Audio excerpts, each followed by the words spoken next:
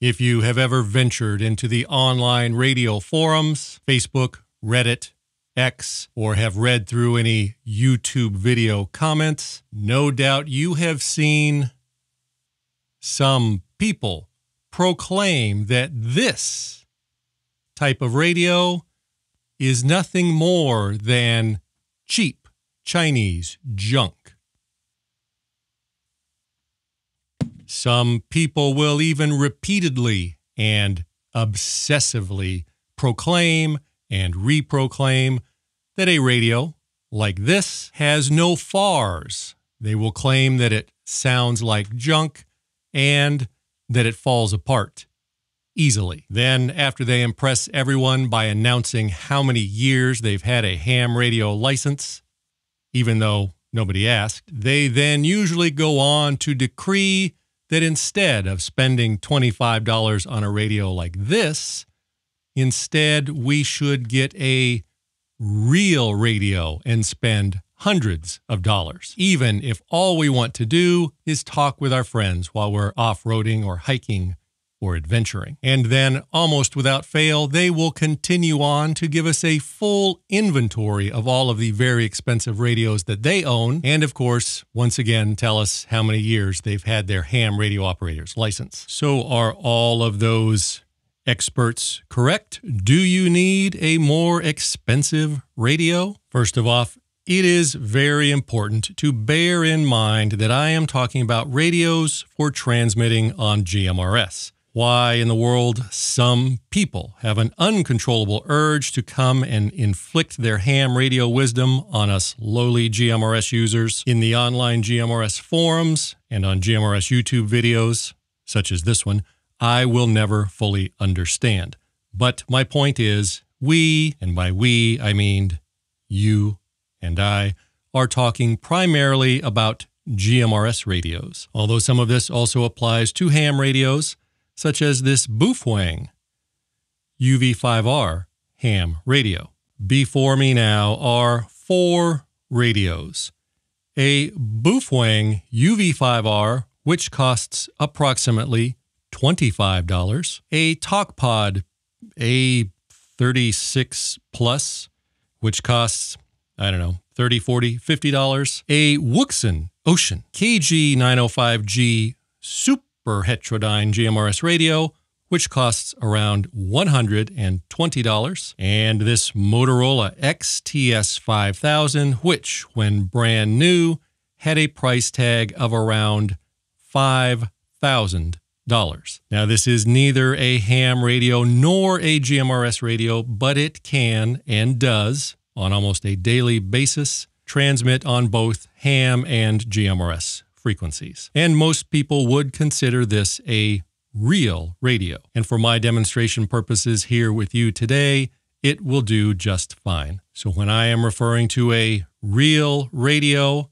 I am talking about either a radio like this or any high-end, very expensive ham radio. So what are some of the differences between these radios besides their price tags? Let's brush out our merkins and find out. First of all, and what is most important to most people, is how many FARs the radio has. This very expensive radio, which has an output of about 5 watts, has about 10 to 13 miles of FARs, radio to another one just like it, when transmitting in near perfect conditions. And it can hit a repeater from about 70 miles away or more. Most repeaters have giant antennas and are up high on top of mountains. That is why it can reach a repeater from so many more FARs than it can when transmitting to another handheld radio across town with a small antenna. And I do not want to waste your very valuable time going over the FARs of each radio in the spectrum, so I will just jump from the top radio down to the cheap $25 radio that the experts have proclaimed can barely transmit down the street. This radio, when an antenna is attached, you sharp-eyed viewers may notice that these radios do not have antennas. This one still does. This was just to make my life easier so as not to knock things around on my table. No need to show everyone how smart you think you are by leaving a stupid comment about the antennas. This radio also outputs about 5 watts, and it has about 10 to 13 miles of FARS, radio to radio, in near perfect conditions, and it can also hit a repeater at about 70 miles away in good conditions. So the most important factor to most people, which is how many FARs a radio has,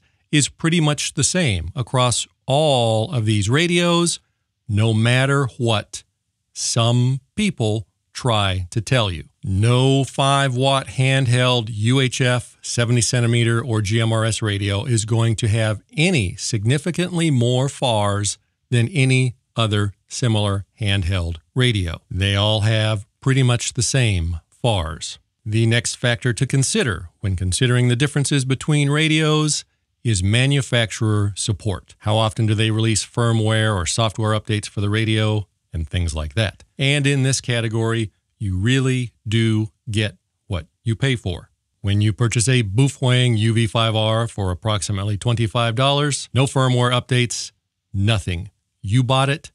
It's your problem now. Support is usually a little better with a $40 type radio.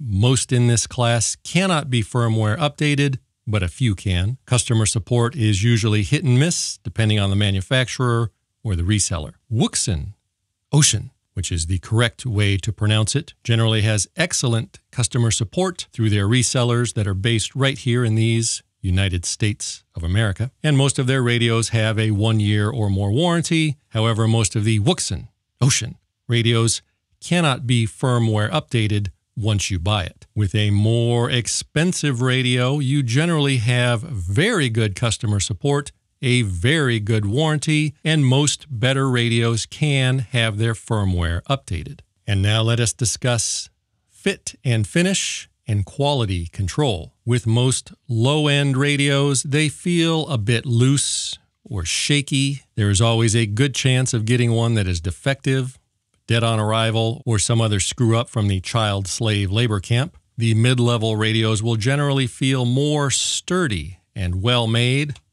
and the chances of getting a dud from the factory are pretty low. However, it does happen. Most real radios just feel better in your hand. Usually, a lot better. They are solid. You can tell just by touching them that they are well designed, and quality control at the factory is going to be much higher. This also means that a more expensive real radio is going to be more rugged and probably will last longer, but not necessarily. I have drowned, dropped, frozen, burned, and crushed both a Baofeng UV5R and a Wuxin Ocean.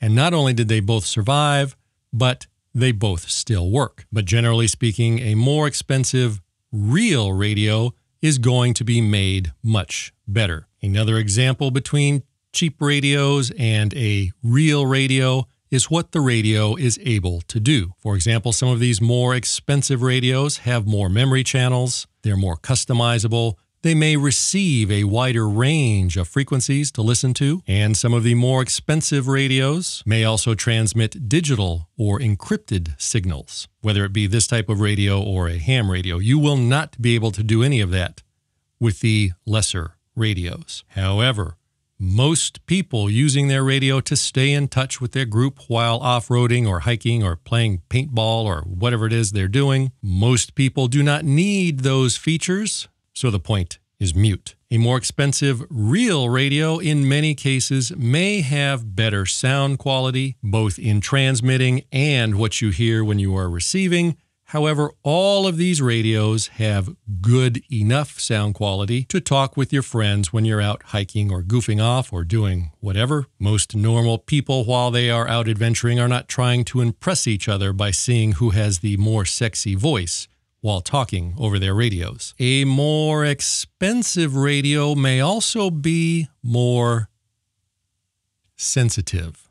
And I am not talking about crying when watching a sad movie. By sensitive, I mean that it may pick up weaker signals, and generally speaking, the real radios are very good at this. However, unless you are trying to detect signals from the moon, most normal people would never notice how sensitive their radio is or is not. If you are playing paintball or off-roading with your group or whatever, a normal person would almost certainly never notice. The more expensive radios will almost always have better RF filtering and will suffer from less front-end overload. However, for general use, most of the time, in most places, on average, most normal people will never notice this, nor will they care. Front-end overload happens when the radio detects signals so strong that the radio gets overloaded, basically making the radio deaf so that it can't pick up any signals at all. Some people even tell stories that if you simply hook up a bigger antenna to one of these radios, the stronger signals from that bigger antenna will overload the cheap radio and make it useless. However, verily I say unto you, I have hooked up my UV5R to the 10 dB gain antenna on top of my roof, and the radio still worked just fine. However, there are times that my Boofwang UV5R will hear static or bleed over from other frequencies from very strong nearby signals. This happens less with a mid-range super heterodyne type radio, such as this Wuxin Ocean KG905G, and my much more expensive real radio ignores all of that noise and static because it does indeed have much better filtering. Another related factor that seems to be extremely important to some people, seemingly even more important than any other single factor, is how pure the spectrum is and how many spurious RF emissions come out of the radio. Now, allow me to be very clear about this. Please pay very close attention. No normal person using their radio while off-roading or hiking or while train spotting or whatever, no normal person gives a shit about spurious RF emissions, especially when those same experts telling us about the dangers of all those strong, spurious RF emissions just got done telling us that the radio is so weak you can't even talk down the street with it. So which is it? Is a cheap radio so weak it cannot even transmit down the street, or are the spurious RF emissions from the radio so powerful that they'll knock an airplane out of the sky? It seems that some people have trouble keeping their stories straight. So allow me to quickly reiterate, if you are using your radio for talking with your friends while hiking or off-roading or skydiving or whatever it is you do, and some online radio expert proclaims to you that it would be dangerous for you to use one of these cheap Chinese radios because of all of the QRM and birdies and spurious emissions, you know that that is the guy to ignore and make fun of. Now, there are a few things that do matter to the normal people that will actually be using their radios for more than just finding strangers to talk with from their basement. Things like battery size and battery life and how well you can see the screen in the bright sunlight when you're outside adventuring. How easy it is to press the buttons or use the controls or turn the knobs when you're out and about, or how difficult or easy the radio is to program. These are the things that are actually important when using a radio. Things that the basement dwellers never think about because they never go outside. And these things vary from radio to radio, irregardless of the price, cheap or expensive. That is why watching YouTube reviews of different radios is so important. So do you need a more expensive, fancy radio? Or will a cheap $25 Chinese junk Boofwang UV5R do the job for you? If what you want to do is talk with your friends while hiking or drag racing or whatever, and maybe talk on your local repeater, then this $25 Boofwang UV5R or similar low-cost radio will do the job just fine. If, however, you care more about things like spurious RF emission levels, bouncing signals off the moon, and finding random men to chat with on your radio while you're all by yourself in your basement, then nobody cares what you think.